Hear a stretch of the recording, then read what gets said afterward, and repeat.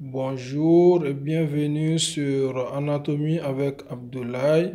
Au cours de cette vidéo, nous allons parler du médiastin postérieur. Le médiastin postérieur est un espace cellulaire long vertical répondant dorsalement à la colonne vertébrale dorsale entre les deux plèvres médiastinales, ventralement au plan passant par la face postérieure de la trachée. Allongé depuis l'orifice crânial du thorax en haut,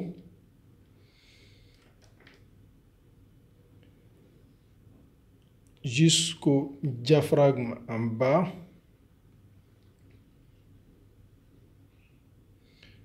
communiquant avec les espaces cellulaires du cou,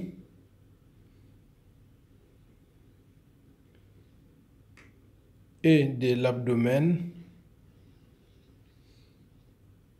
Le médiastin postérieur livre passage aux éléments viscéraux, vasculaires et nerveux. Pour voir le médiastin postérieur, il faut réaliser ce qu'on appelle l'ablation du cœur.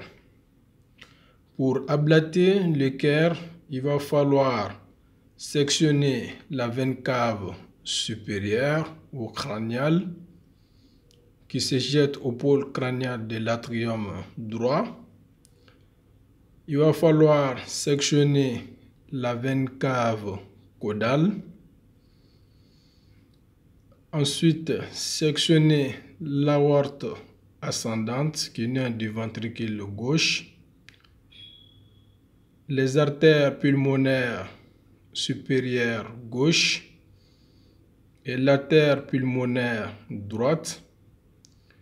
Et ensuite, il va falloir sectionner les 4 veines pulmonaires.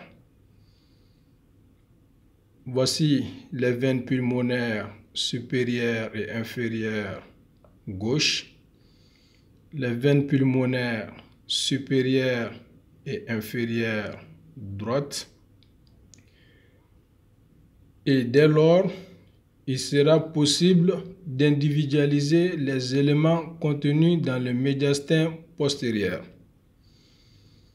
Dans le médiastin postérieur, nous pouvons apercevoir, après l'ablation du cœur, la trachée, la bifurcation trachéale avec la branche principale droite et la branche principale gauche.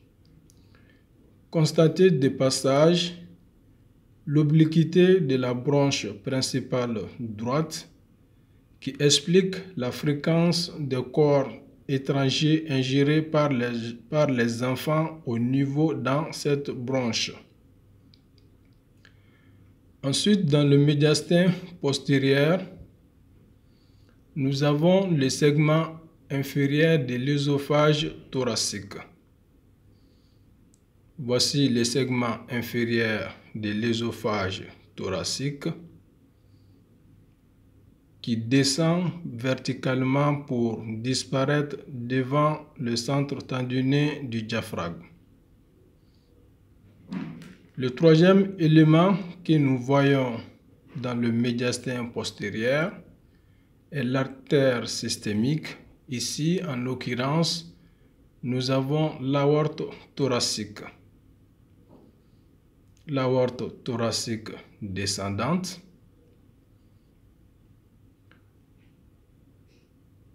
L'aorte thoracique descendante est latéro-vertébrale gauche dans sa partie haute. Donc, voici la partie haute de l'aorte thoracique descendante qui est latérale et gauche par rapport à la colonne vertébrale qui se trouve sur la ligne médiane. L'aorte thoracique va progressivement s'interposer entre l'œsophage en avant et la colonne vertébrale dorsalement.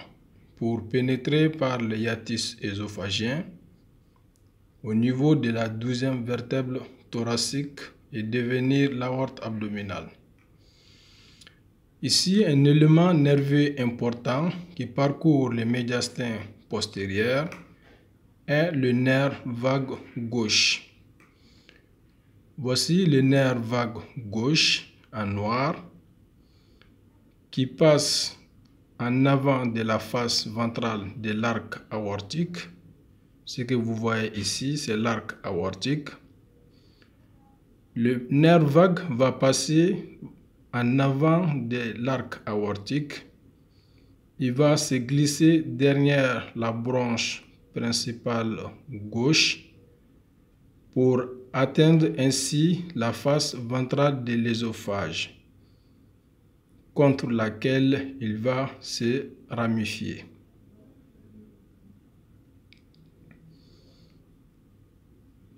Donc, en résumé, les principaux éléments du médiastin postérieur visibles sur cette figure sont la bifurcation trachéale avec la branche principale droite et la branche principale gauche.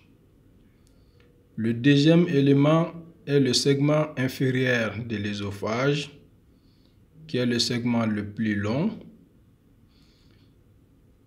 qui est rejoint par le nerf vague gauche.